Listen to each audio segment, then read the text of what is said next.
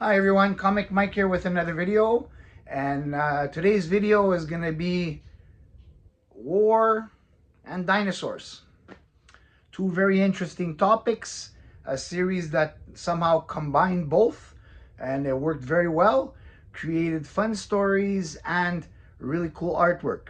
So if you're into war, you're into dinosaurs, this series is probably for you.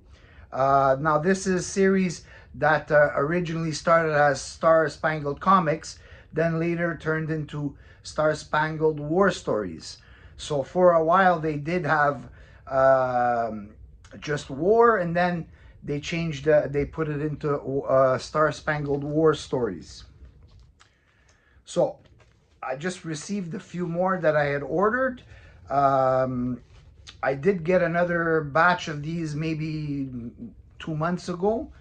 So these ones, because I started to buy the ones with the dinosaurs because I just found them so interesting. We'll start with issue 107. This looks like a giant crab. When we qualified as combat frogmen, we never thought we'd dive into the battle of the dinosaur aquarium. Really nice cover there. Looks like I said, giant crab, and he's grabbed that submarine. Really interesting. Now this one is from 1963, covered by Ross Andrew, inks Mike Esposito, and interior art and stories Robert Kagner, Ross Andrew, Bob Haney, and Jack Abel. This is like usually there's about 2 to 3 stories per issue, anthology stories, but really interesting. I actually read that story. It's actually pretty good. So unfortunately, I can't get to read them all as I have time, but I just wanted to just read at least a few of them. Next, this is issue 115, and this one actually is really nice. It's got I guess a pterodactyl-ish kind of dinosaur and something coming out of the water. The only combat area where a GI can end up as C rations in battle, diner for dinosaurs. Poor guys in the little helicopter, they're getting it from both ways, from the flying dinosaur and the sea monster dinosaur. Cool thing about these books is you don't have to be accurate about anything because it's make-believe. You got dinosaurs and and war, so they can just make up anything, and it all makes sense because it's comic books, and especially from the 60s.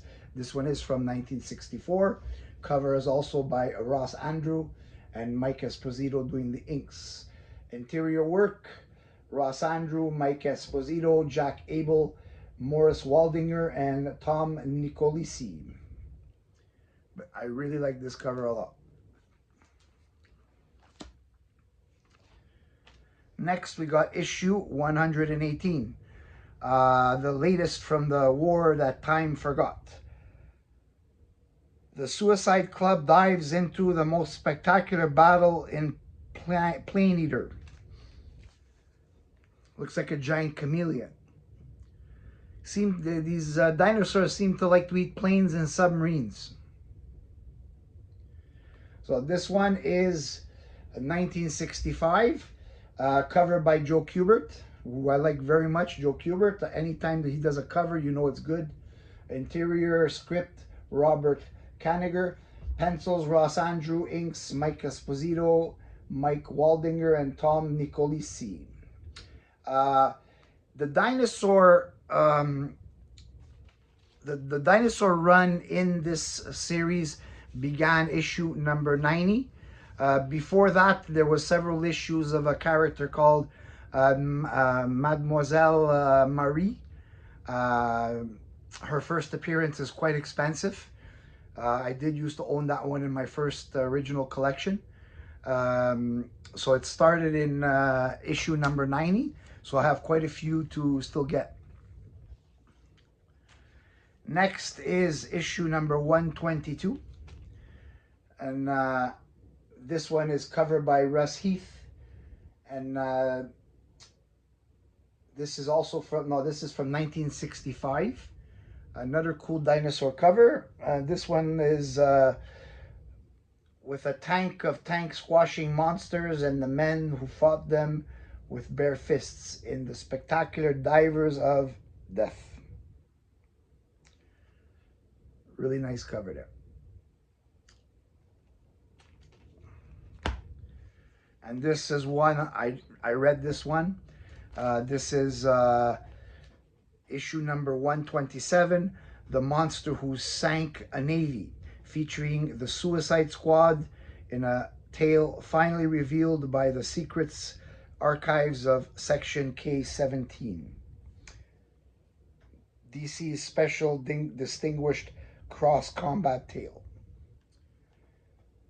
Another giant monster coming out of the water. And this is a cover also by Ross Andrew. He did a lot of these covers from the Dinosaur run. And Mike Esposito did the inks. Interior art, Jerry Grandinetti, Morris Waldinger, and Tom Nicolisi have work inside here. This is from 1966. In the 60s, DC loved their gorillas, apes, and dinosaurs. And this is the last one of this video. This is actually the last dinosaur issue. And this is issue 137. After this, I believe the Enemy Ace run starts. I do have a few of those. Those are some of the ones I showed in a previous video. Covered by Russ Heath. Interior art, Jack Sparling, Joe Kubert, two of my favorites, and Howard Liss script. And once again, in the water, grabbing a whole ship there. So obviously, these dinosaurs don't seem to be like real dinosaur size. They almost look to be like Godzilla size. Because a dinosaur would not have been that big to have grabbed a ship like that. This would be more like Godzilla size. But like I said before, it's a comic book.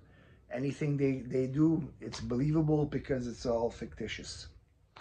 So that's it from my Star Spangled War comics that I just received. I will be getting more of these because I really like the dinosaur ones. So far, the two that I read are really interesting stories. They're not the most fantastic stories, but they're good.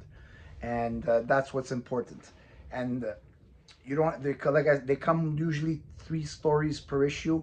So you don't have to read all of them. You choose the one you like. If that's the one on the cover, you read it and it's cool. Hope you liked it. Tell me which dinosaur cover you liked. Until